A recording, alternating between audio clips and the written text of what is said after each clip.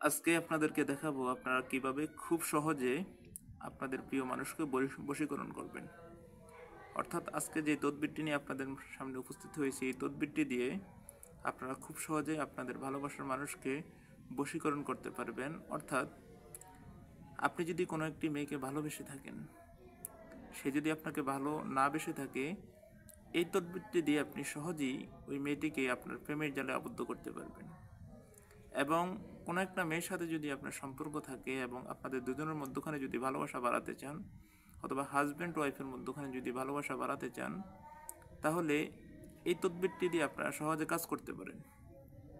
So কীভাবে কাজ করবেন আপনারা, এই জিনিসটা এখন আমি আপনাদেরকে শিখাবো। সুতরাং ভিডিওটি না টেনে পুরো ভিডিওটি আপনারা সম্পূর্ণ দেখবেন। কারণ যদি ভিডিওটি টানিয়ে দেখেন, তাহলে হয়তো বা পরিপূর্ণভাবে আপনারা তদবিরটি করতে পারবেন না, আর কাজটাও আপনাদের সঠিক মতো পালন করতে পারবেন না, এবং কাজটাও আপনার সঠিক মতো করতে পারবেন না। সুতরাং ভিডিওটি না টেনে একটু কষ্ট করে শেষ পর্যন্ত দেখেন। আশা করি 100% উপকার হবে, কারণ এই তদবিরটি খুবই পরীক্ষিত। আমরা 20 জনকে এই তদবিরটি দিয়েছি, 20 জনই 100-100 উপকার পেয়েছে। সুতরাং আশা করি আপনারা যদি যেভাবে বলি ওভাবে যদি কাজ করেন, আশা করি 100% আপনারা উপকার পাবেন। প্রথমে আপনারা স্ক্রিনে যে নকশাটি দেখতে পাচ্ছেন, স্ক্রিনের নকশাটি আপনারা ভালো করে একটি লাল কালি দিয়ে সুন্দর করে লিখে নেবেন। অর্থাৎ স্ক্রিনে যে নকশাটি আপনারা দেখতে পাচ্ছেন, এই স্ক্রিনের নকশাটি আপনারা একটি লাল কালি দিয়ে খুব সুন্দর করে লিখে নেবেন।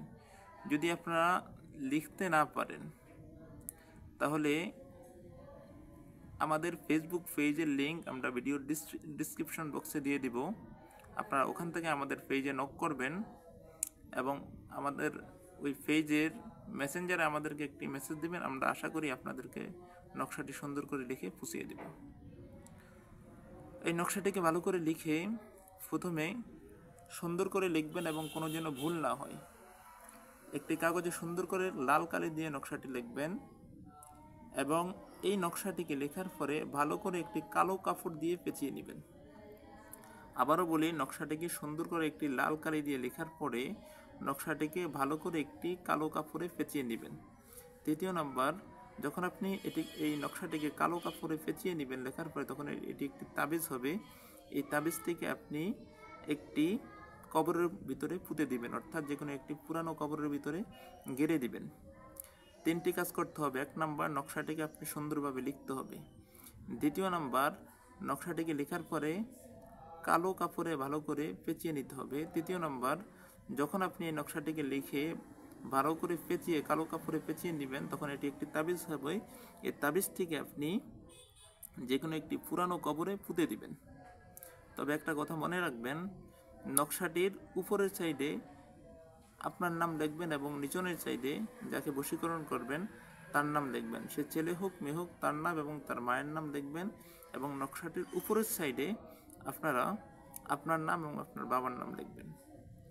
কোনো কিছু যদি না বুঝে থাকেন, আমাদেরকে কমেন্ট বক্সে কমেন্ট করতে পারেন। আমরা আপনাদেরকে আশা করি সঠিক উত্তর দেব। তৎক্ষণাৎ সকলে ভালো থাকুন। আসসালামু আলাইকুম ওয়া রাহমাতুল্লাহ।